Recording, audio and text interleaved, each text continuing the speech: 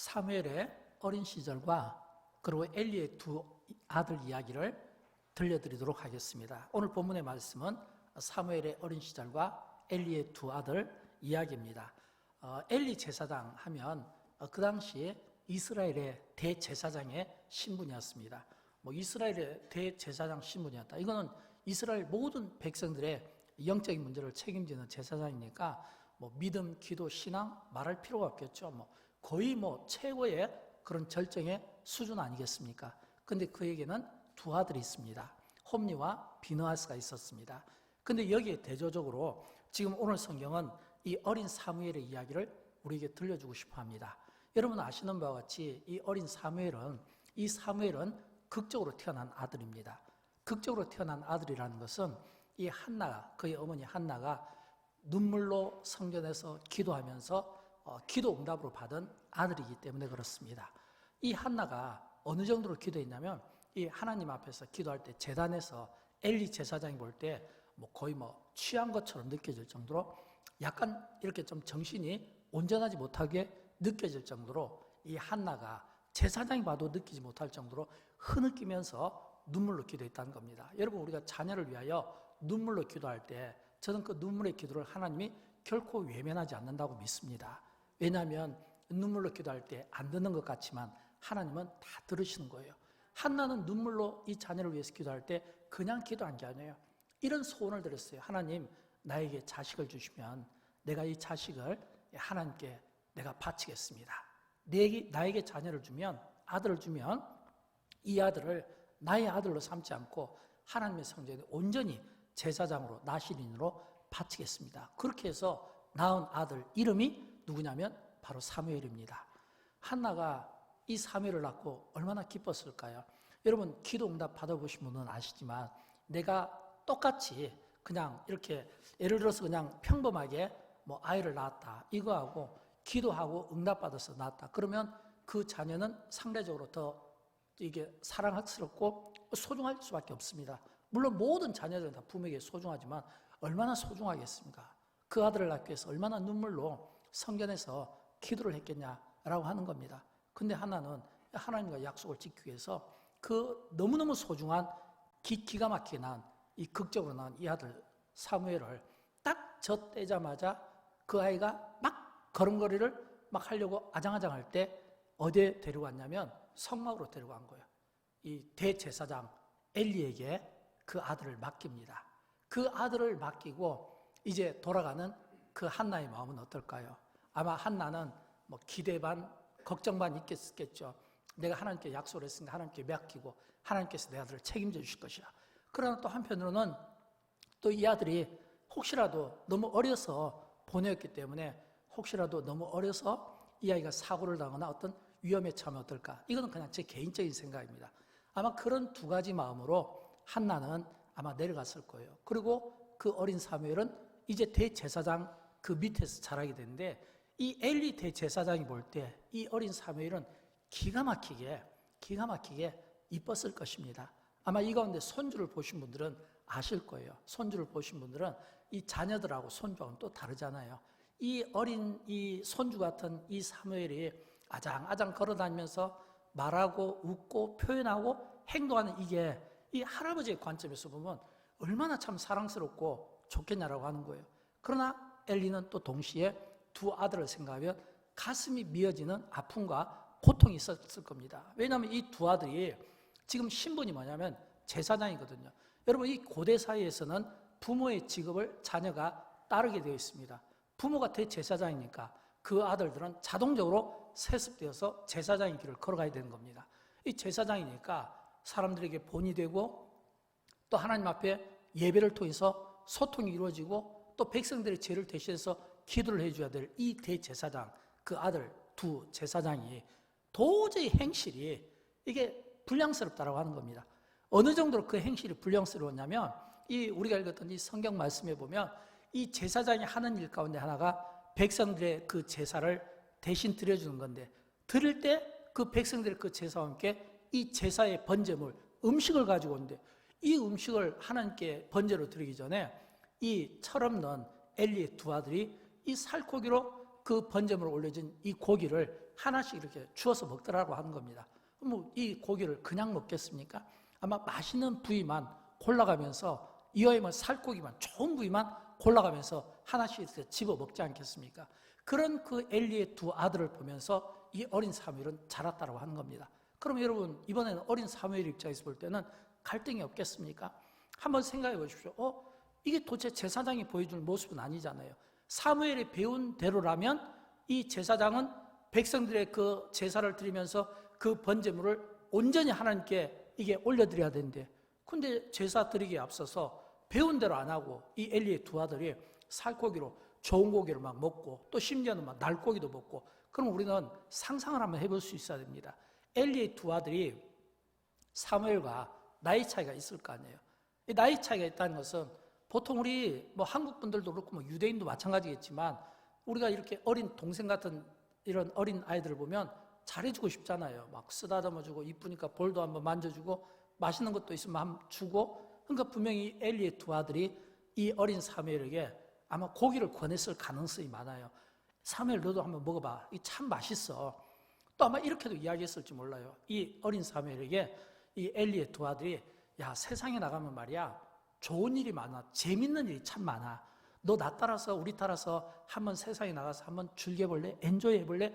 거기는 기가 막힌 일들이 많아 라고 했을 때 한 번도 세상 경험하지 못한 이 어린 사무엘이 어렸을 때부터 젖대자마자 성전에서 살았는데 그 어린 사무엘이 그 엘리의 두 아들의 모습을 보면서 상당히 혼란스럽지 않겠냐는 거예요.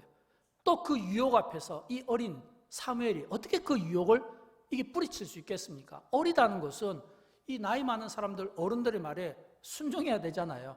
그러니까 이 엘리의 두 아들 그 어떤 제안하는 그 유혹 앞에서 어린 사무엘은 갈등이 클 수밖에 없었을 겁니다. 한번 여러분 상상해 보십시오. 내가 배운 대로라면 제사장은 절대로 이 번제물을 먹으면 안 되는데 이 하나님 앞에 번제 드리기 전에 먹는다는 거, 이건 성경이 금하고 있잖아요.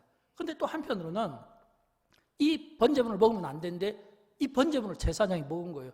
근데 왜 아무 일이 일어나지 않지? 자기가 배운 대로라면 하나님이 징계하셔야 되거든요. 이 엘리의 두 아들을 혼내줘야 되는데 왜 아무 일이 일어나지 않느냐는 거예요. 이런 어떤 그 갈등 속에서 유혹을 선택받고 요구받을 때 어린 사무엘이 어떻게 그걸 뿌리칠 수 있겠냐라고 하는 겁니다. 근데 우리가 읽었던 본문 가운데 보면 어린 사무엘이 그가 어떤 삶을 살았는가, 유혹 앞에서 그가 어떤 선택을 했는가라고 하는 것을 한 절을 통해서 그의 삶을 우리에게 보여주고 있습니다. 그 한 절이 오늘 보면 18절 말씀인데 우리 같이 한번 읽어보도록 합니다. 사무엘은 어렸을 때에 세마포 에봇을 입고 여호와 앞에서 섬겼더라. 아멘. 여러분 여기에서 사무엘은 어렸을 때에 세마포 에봇을 입고 여호와 앞에서 섬겼더라. 그 앞에 12절부터 17절까지는 엘리의 두 아들의 불량스러운 제사장이지만 제사장답지 않은 같지 않은 이 두 아들의 모습과 함께 대조적으로 이 어린 사무엘의 삶을 보여주는데 사무엘은 그 제사장과 다르게 에봇을 입었다는 거예요. 여러분 이 에봇이라는 것은요 하나님께서 제사장에게 임명하면서 그 제사장에게 입혀주는 예복이라고 여러분이 생각하시면 돼요. 예를 들어서 이제 산부 예배 때 성찬식을 갖게 되는데 성찬식을 가지면 제가 성의를 입어야 되거든요. 그러니까 이 에봇이 훨씬 더 성의보다는 더 화려한 그런 그 옷을 복장을 이 어린 사무엘이 입었다라고 하는 겁니다. 여기 입었다는 것은 본문은 그냥 간단히 한 줄로 이야기하지만 이렇게 생각할 수 있어요. 사무엘이 왜 에봇을 어렸을 때 입어야만 했나라고 하는 겁니다. 여러분 이 에봇이라는 것은 성이거든요. 그러면 제사장이 입는 예복이에요. 그렇다면 이건 뭘 뜻할까요? 자기 신분을, 정체성을 지금 이야기하는 겁니다.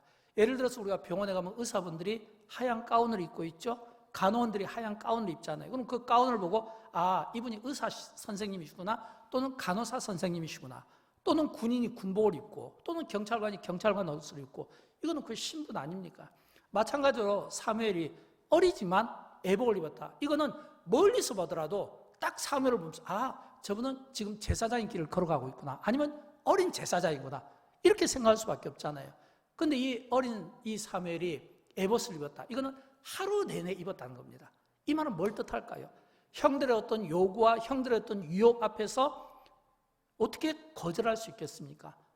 그렇다고 따라갈 수도 없잖아요. 이 어린 사무엘이 생각한 이 지혜의 선택은 뭐냐면, 내가 에봇을 입었다. 이거는 지금 나는 제사장이다. 나는 지금 하나님의 말씀을 따르는 사람이다. 나는 지금 하나님의 말씀을 배우는 사람이다. 나는 지금 하나님께 속해 있다. 나는 하나님의 말씀을 대언한 사람이다. 나는 하나님께 지금 피해 있다. 지금 나는 하나님의 사람이라고 하는 것을 엘리의 두 아들과 모든 사람들에게 지금 자기의 정체성을, 신분을 드러내고 산다라고 하는 겁니다. 그렇다면 이 어린 사무엘이 에봇을 입는 한에는 잘못할 수 없잖아요. 어떤 요구에도 거절할 수 있는 명분이 생기잖아요. 내가 지금 예복을 입고 있는데 또 예복을 입은 사람에게 어떻게 세상에 들어가서 좋은 구경을 하자, 우리가 즐기는 이런 어떤 세상의 어떤 이런 활락을 우리 같이 엔조이하자라고 이야기할 수 있겠습니까?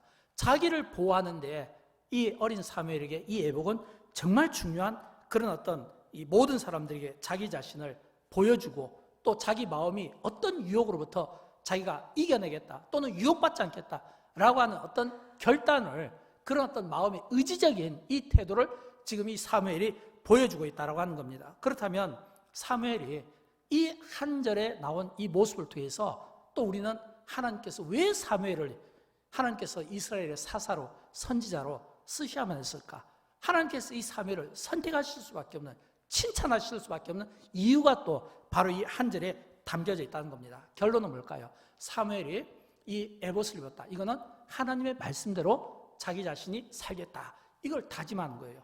사랑하는 여러분, 우리가 살다 보면 많은 유혹과 또 유혹 앞에서 선택을 받을 수 있습니다. 우리는 살아가면서 매 우리의 삶의 순간순간 우리는 유혹받습니다. 선택을 받아요. 그때 이 사무엘이 선택한 것은 뭐냐면 유혹 앞에서 나는 말씀대로 살겠다. 이런 결단이었어요. 저는 여러분 오늘 이 사무엘의 이 선택과 이 결단이 우리에게도 필요하다고 생각합니다. 말씀대로 살아야 되겠다는 것. 우리가 어떤 유혹이나 어떤 두 갈림길에서 어떤 선택을 요구받을 때 우리는 많은 경우 우리의 이성을, 우리의 생각을, 우리의 경험을, 우리의 지식을 강조하는 경우가 있어요. 그런데 어린 사무엘은 말씀이었습니다. 여러분, 하나님의 말씀이 진리입니다.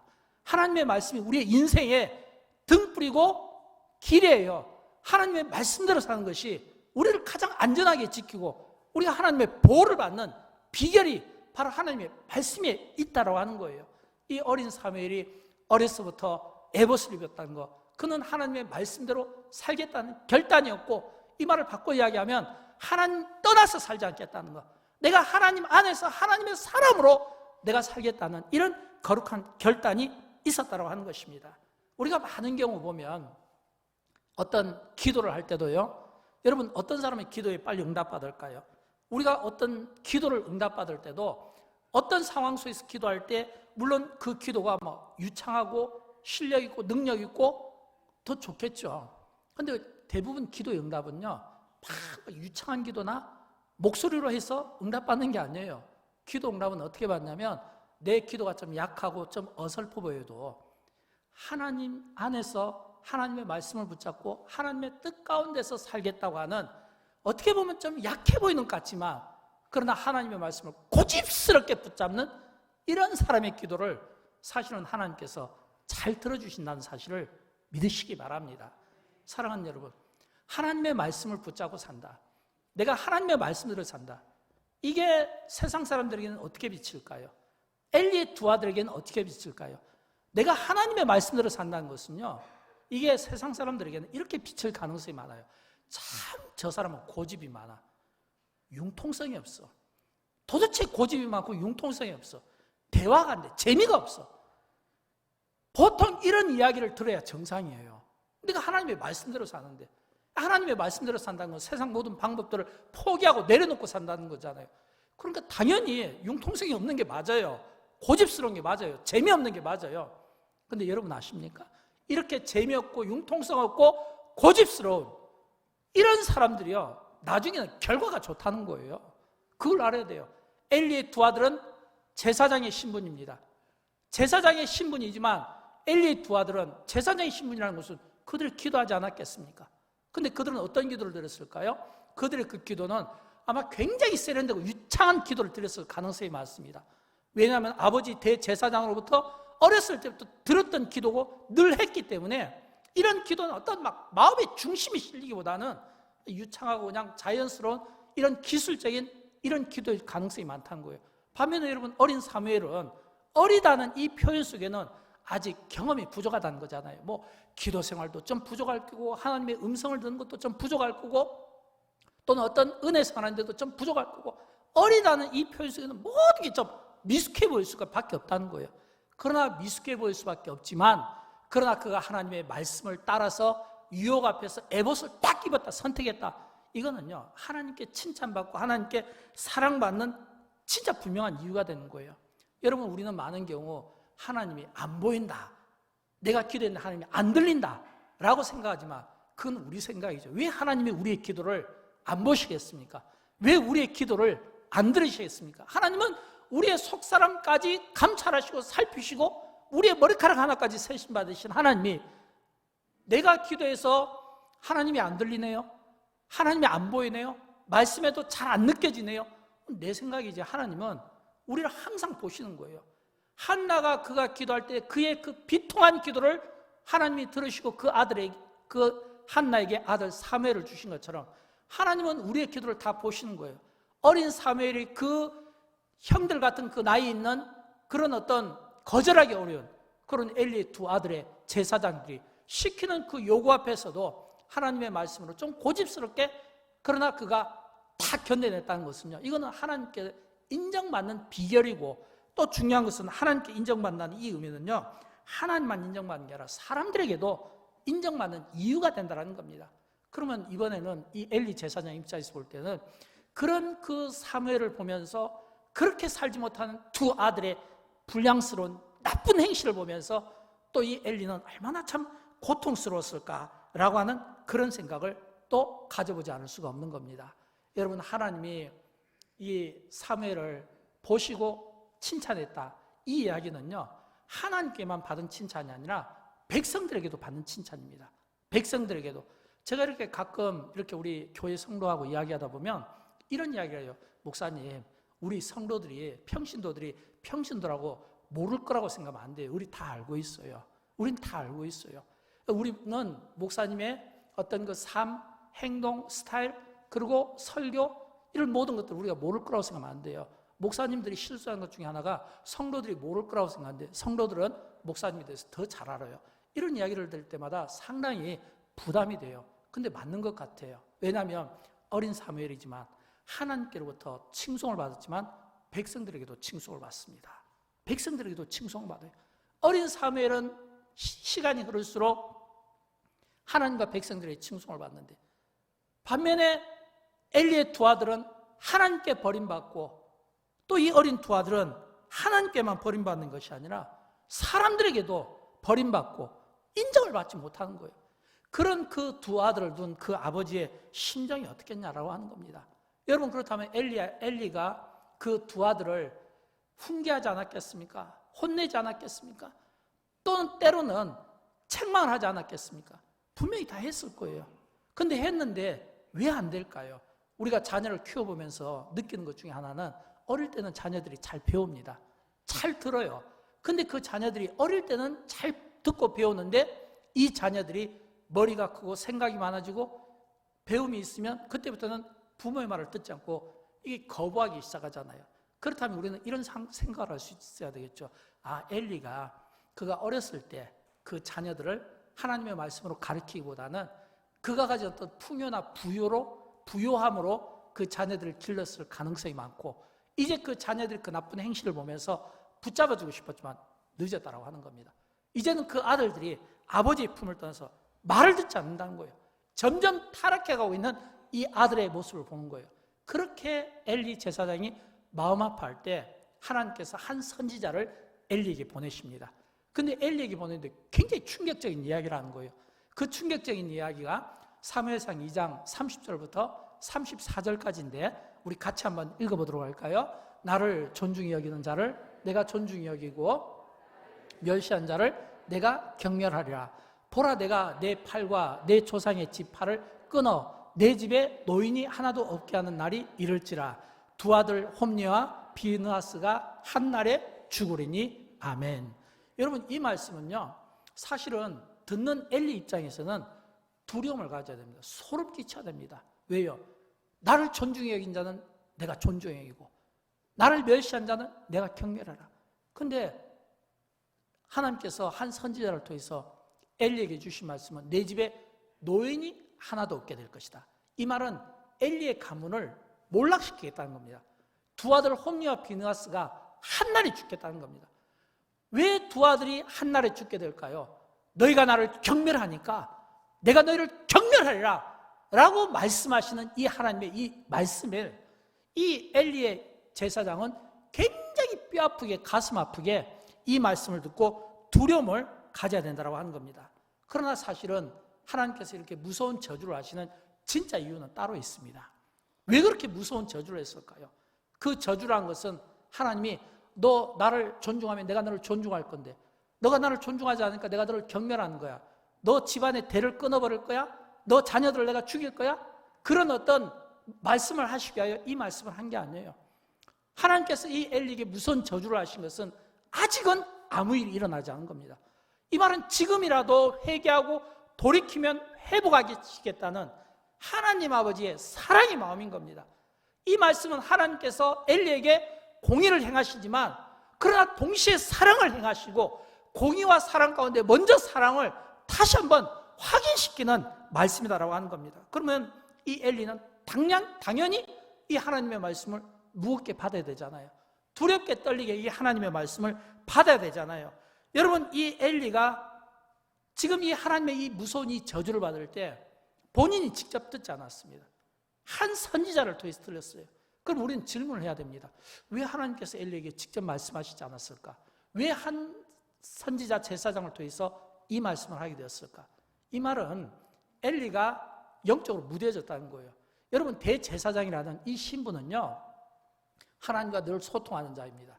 늘 하나님 앞에 예배드리니까 소통하고 하나님의 말씀을 들어요. 대언하고 말씀을 풀고 가르치고 또 하나님의 그 음성을 들어서 백성들에게 전달하는 그런 입장이잖아요. 근데 하나님께서 엘리에게 말씀하시지 않고 한 선지자를 통해서 말씀했다는 것은 엘리가 영적으로 무뎌졌다는 거예요.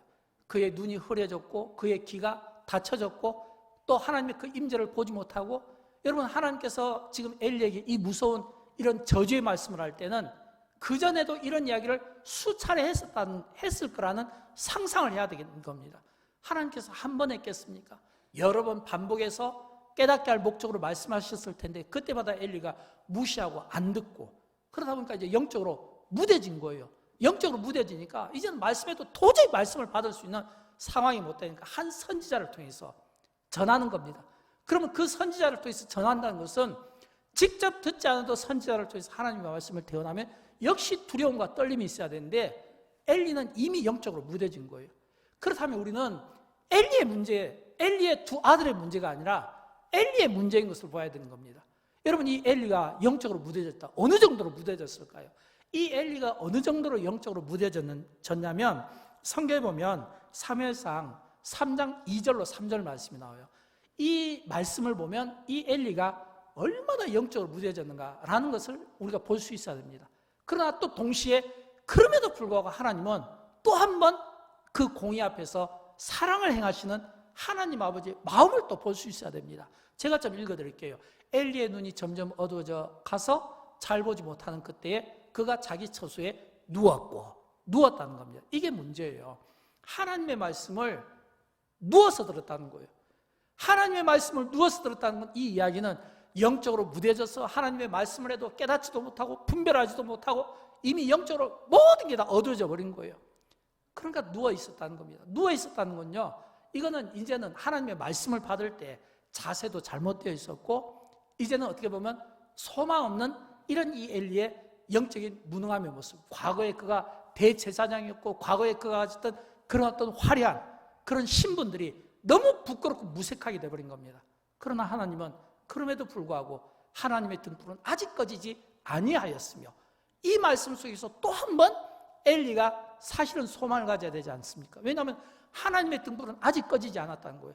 이 말은 앞에서 엘리 대가 저주가 임하고 두 아들이 죽게 될 것이고 그 저주로 인해서 너의 대는 완전히 너 대해서 끝나게 될 것이다. 이런 말씀이 있었고 오늘 본문이 또 이야기하고 있지만 그러나 아직은 아무 일이 일어나지 않았잖아요. 이 말은 아직은 또 한 번 엘리에게 깨닫게 하고 엘리에게 깨달음을 주고 싶었던 이 하나님의 마음. 그러나 우리는 엘리가 누워서 들었다는 이 엘리의 어처구니 없는 이 태도와 행동 가운데서 우리는 영적으로요, 엘리를 보면서 우리 자신을 볼 수 있어야 되고 엘리를 보면서 우리가 그런 안타까움을 가져야 되지 않을까요? 여러분, 하나님께서 메시지를 주실 때는 왜 주시겠습니까? 메시지를 주실 때는 우리에게 어떤 결단이 필요하다는 거예요. 메시지를 주실 때는 우리에게 어떤 깨달음이 필요하다는 거예요. 특별히 그 하나님의 말씀을 주실 때 다른 사람을 통해서 주셨다면, 예를 들어서 여러분 다윗을 한번 생각해 보십시오. 이 다윗은 그가 영적으로 무대에 있을 때 선지자 나단의 그 한마디의 그 외마디 말이 이 다윗을 소름 끼치게 만드는 거예요. 그를 꼼짝 못하게 만드는 거예요. 정신 차리게 만들었다 이거예요. 근데 여러분, 이 엘리는 다른 선지자를 통해서 하나님의 말씀이 저주가 그에게 임하는데 그럼에도 불구하고 그냥 누워서 그냥 편안하게 들었다는 겁니다. 얼마나 영적으로 나태해져 있고 무능해져 있으며 이미 그 날이 무뎌져 있고 이제는 도저히 제사장, 선지자라고 볼 수 없는 이런 그 엘리의 연약한 모습들이 있다는 겁니다. 그런데 여러분 아십니까? 하나님이 나에게 말씀하실 때 내가 그 말씀을 듣고 반응하지 못하면 다른 누군가를 통해서 말씀하는 거예요. 목사를 통해서 또는 기도하는 누군가를 통해 말씀하는 거예요. 근데 말씀했는데 또 듣지를 못한 거예요. 또 듣지를 못하면 어떻게 하겠어요? 그냥 우리가 좀 쉬운 예로 내가 예를 들어서 아무개씨에게 이야기를 하는 거예요. 근데 이 아무개씨가 내가 하는 이야기에 반응이 없어요. 못 알아들어요. 너무 답답한 마음에 못 알아들면 다른 누군가에게서 이쪽으로 옮기겠잖아요. 그런 것처럼 하나님께서 엘리가 못 알아들으니까 이제는 엘리에게 말하는 것을 탁 멈추시고 어린 사무엘에게 말하기 시작한 겁니다. 어린 사무엘에게 말하기 시작한 거예요. 사무엘상 3장에 보면 4절에서 여호와께서 사무엘을 부르시는지라, 이 말은 이제는 더 이상 엘리하고 대화하지 않겠다는 거예요. 이제는 엘리에게 말하지 않겠다는 거예요. 어린 사무엘에게 이야기하는 거예요. 10절을 보니까 어린 사무엘이 주의 종이 듣겠나이다. 또 19절을 보면 사무엘이 자라매 여호와께서 그와 함께 계셔서 그의 말이 하나도 땅에 떨어지지 않게 하시니 말씀하고 있잖아요. 어린 사무엘에게 하나님이 말씀하시면서 되어지는 모든 일들에 대해서, 그러면서 여호와께서 이 사무엘과 함께하고 사무엘에 주신 하나님의 말씀이 하나도 땅에 떨어지지 않는다. 이 말은 다 열매를 거두게 되었다라고 하는 것입니다. 사랑하는 여러분, 우리는 오늘 이 말씀을 보면서 이런 생각을 해야 됩니다. 저는 이 설교를 준비하면서 그런 생각을 해봤어요. 우리 인생에 두 갈림길이 있지. 또 우리가 그 두 갈림길 속에서 또 우리가 선택을 또 요구받겠지. 그런 선택이 요구받을 때 내가 말씀대로 살 것인지 아니면 내가 세상의 방법을 따를 것인지, 저는 이것이 엘리야의 길과 사무엘의 길이라는 생각을 해봅니다. 엘리의 길은 어떤 길입니까? 엘리의 길은요, 과거에는 아마 이 엘리가 굉장히 대단했을 거예요. 왜 과거에 이 엘리가 대단했냐면 대제사장 신분 아닙니까? 기도도 많이 했겠죠. 하나님의 말씀을 많이 대언도 했겠죠. 또 한나가 기도에서 난 아들 사무엘을 엘리에게 맡겼잖아요. 그러면 적어도 한나가 이 엘리에게 맡겼다는 것은 그래도 대제사장 엘리의 영성과 맡겨도 될 만큼 뭔가 믿음을 갖지 않았겠습니까? 근데 엘리의 길이 그처럼 과거에 그 화려했던 그 삶이 지금은 어떤가라고 하는 겁니다. 여러분, 우리가 신앙생활 할 때 이런 말을 자주 하잖아요. 나 과거에 대단한 사람이었다고. 과거에 기도하면 응답도 많고, 과거에 막 교회 헌신도 많이 하고, 과거에는 내가 막 주님 앞에 진짜 물불 안 가리고 진짜 나의 그 젊음과 청춘을 막 불태웠다고. 과거에 자기가 했던 일에 대한 굉장히 많은 자랑이 있어요. 근데 여러분, 하나님은 우리에게 과거의 일에 대해서 기억하시고 과거의 일에 대해서 칭찬하기보다는 지금 현재 우리의 삶의 모습을 보고 싶어 한다는 것을 기억해야 되는 겁니다. 과거는 과거일 뿐이고 과거는 지나간 거예요. 그 과거에 내가 많은 헌신들을 했다면 하나님, 내가 과거에 이러이러한 일들을 하게 하고 이런 열정과 이런 소명을 주신 것을 감사합니다. 그러나 하나님의 기대는 여전히 현재성을 가지고 있으니까 여전히 그 하나님의 기대는 나에게 또 어떤 무언가를 요구하실 때 내가 하나님 앞에 헌신할 수 있어야 된다는 것입니다. 근데 이 엘리는 과거에는 대단했을지 모르지만 지금은 하나님의 음성도 듣지 못하고 보지도 못하는, 임재도 보지 못하는, 지금은 그 자녀 교육에도 실패한, 어떻게 보면 실패한, 자녀 교육에 실패한 아버지의 모습이고 영적으로 이미 무뎌 있는 이런 신앙인의 이런 모습이라는 거예요. 반면에 사무엘은 어떻습니까? 어리지만 이 사무엘이 하나님께 인정받은 것은요, 말씀대로 살았다는 겁니다. 말씀대로 살았다는 거예요. 어리지만 그가 하나님의 말씀을 쫓았다라고 하는 겁니다. 이 어린 사무엘이 어리지만 하나님의 말씀대로 살았다는 것, 어떤 요구 앞에서 말씀을 선택했다는 것, 에봇을 입음으로써 나는 하나님의 사람이라는 것을 보여주었다는 것, 이건 뭘 뜻할까요? 그의 삶이 하나님을 예비하고 경배하는 삶이었다는 거예요. 성경에 보면 그 사실을 뒷받침해 주는 말씀이 나옵니다. 사무엘상 2장 11절에 보면 그 아이는 제사장 엘리 앞에서 여호와를 섬기니라. 이 말은 제사장 엘리 앞에서 하나님을 섬겼다는 겁니다. 18절에 보니까 세마포 에봇을 입고 여호와 앞에서 섬겼더라. 또 26절에 보면 사무엘이 점점 자라매 여호와와 사람들에게 은총을 더욱 받더라. 앞에서 제가 말했잖아요. 이 사무엘은 시간이 흐를수록 하나님께도 은총을 받고 사람들에게도 은총을 받더라는 거예요. 근데 반면에 이 엘리의 두 아들은 하나님께 버림받고 사람들에게 버림받고, 근데 이 두 아들보다 더 큰 문제는 사실은 엘리에게 있는 겁니다.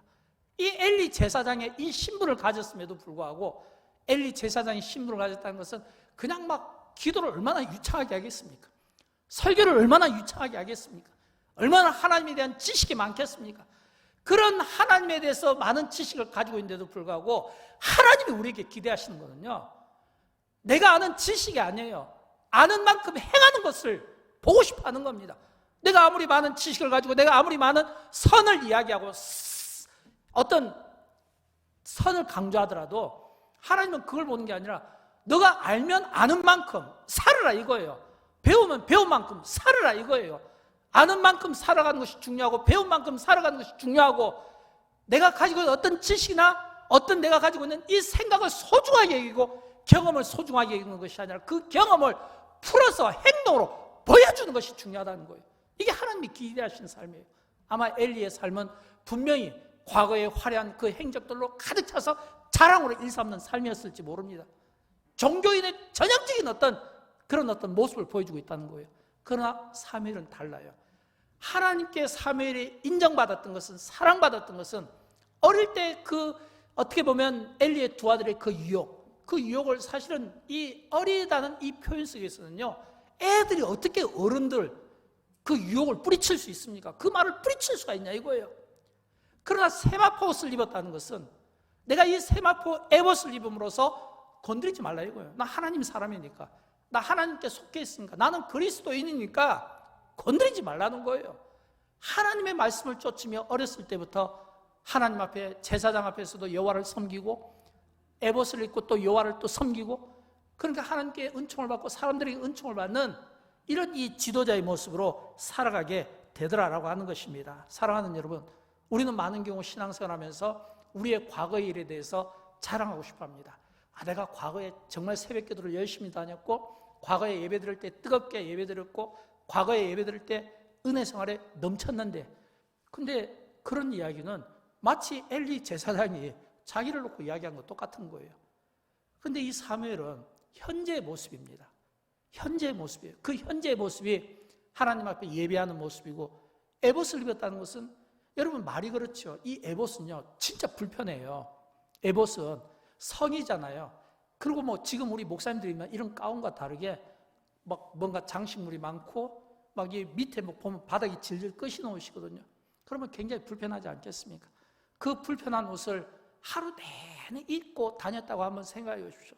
이 말은 내가 하나님 앞에서 거룩하게 살겠다는 이런 거룩한 다짐, 내가 유혹 앞에서 절대 넘어지지 않겠다는 이 다짐, 내가 유혹 앞에서 절대 쓰러지지 않겠다는, 실수하지 않겠다는 이런 다짐 없이는, 이런 자기 희생 없이는 입기 어려운 옷이 에봇입니다. 이게 진짜 어려운 거예요. 여러분, 왜 제가 이 말씀을 드릴까요? 우리 한국 사회는 전 세계가 마찬가지겠지만 3년 동안 이 코로나19 팬데믹으로 인해서 얼마나 많은 삶의 환경이 달라진지 모릅니다. 이 코로나 팬데믹으로 인해서 손해본 분들이 한두 분이 아니에요. 경제적인 손해, 물질적인 손해, 건강의 손해, 그러나 우리는 또 한 가지, 우리가 이번 이 코로나 이 3년간의 이 기간 동안 우리가 영적으로 손해본 것도 생각을 할 수 있어야 되는 거예요. 또 우리가 이 영적으로 우리가 얼마나 그동안 예배드리기에 힘들었고, 또 우리가 과거에는 그렇지 않았는데 지금 우리가 얼마나 많은 이런 제약 중에 살고 있습니까? 이제는 법령이 바뀌고 또 세상이 바뀌고 다시금 이제 포스트 코로나 시대를 우리가 맞이하고 있겠지만 앞으로 이런 일들은 또 반복되지 않겠습니까? 저는 이 본문을 사무엘상 2장을 묵상하면서 그런 생각을 참 많이 가졌어요. 우리 인생은 두 가지 갈림길이 있고 언제든지 선택을 할 수밖에 없고, 또 언제든지 이 세상은 우리에게 때로는 유혹, 때로는 핍박, 때로는 두려움, 때로는 염려들을 끊임없이 줄 때, 그때마다 우리는 어떻게 대응을 해야 되냐라고 하는 것입니다. 어떻게 우리가 우리의 신앙과 이 믿음을 지킬 수 있어야 되는 거예요. 마지막 때 내 믿음은 내가 지켜야 되는데 어떻게 지킬 수 있겠냐는 거예요. 그때 우리는 이 사무엘에게서 이런 지혜를 우리가 배워야 되지 않겠습니까? 내가 세마포 에봇을 내가 입어야 되겠다. 이 말은 나는 하나님의 사람으로서, 나는 하나님 안에서, 하나님 품 안에서 나는 하나님의 말씀을 순종하며 이 말씀대로 살아드리겠다는 이런 거룩한 결단과 자기 희생 없이는 불가능한 그런 시대를 우리는 앞으로 맞게 될지도 모르겠습니다. 사랑하는 여러분, 어쩌면 우리는 또 한 번 이런 선택의 기로 앞에 서 있을지 몰라요. 사람들은 자연히 어떤 규제가 풀리면 그 자유가 때로는 어떤 사람에게는 새로운 기회가 되지만 어떤 사람에게는 방종이 될 수 있다는 거예요. 어떤 사람에게는 기회지만 어떤 사람에게는 방종이 될 수가 있는 거예요. 그 자유에 대한 감사와 소중함을 갖기보다는 오히려 그동안 잃어버렸던, 빼앗겼던 이 자유에 대해서 누리고 싶어하는, 엔조이하고 싶어하는 이런 마음이 더 클 수도 있는 겁니다. 그럴 때 허리를 동이고 이 사무엘의 이 정신을 우리가 따라가야 되지 않겠습니까? 여러분, 영광교회 2030 비전은 교육 비전이잖아요. 2030 이 비전은 우리 자녀 세대를 복되게 하고 우리 자녀 세대가 우리보다 더 나은 신앙의 삶을 살 수 있도록 이끌어주는 겁니다.